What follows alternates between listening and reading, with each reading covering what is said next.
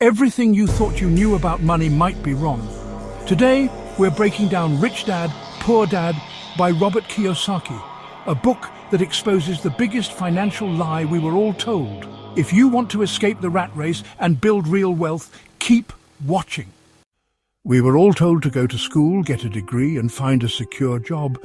But what if I told you this is not how the wealthy get rich?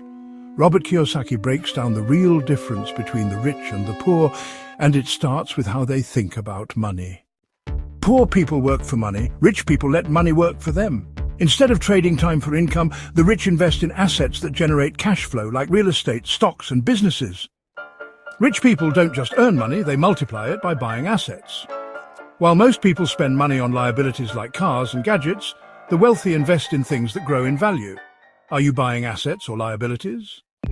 The education system teaches math, history, and science, but not how to build wealth. If you want financial freedom, you have to take responsibility and learn how money works. If you don't learn about money, you'll always be controlled by it. True financial success isn't just about making money, it's about managing it with wisdom. Proverbs 13:22 says, "A good man leaves an inheritance for his children's children." Wealth isn't just about today, it's about building a legacy for the future.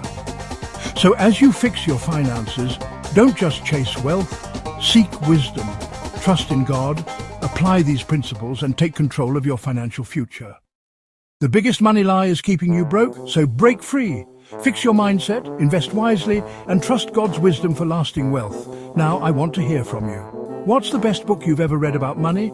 Drop it in the comments, and let's build a community of financially wise team. Don't forget to like, subscribe, and share this with someone who needs it. Trust in God, learn about money, build your future.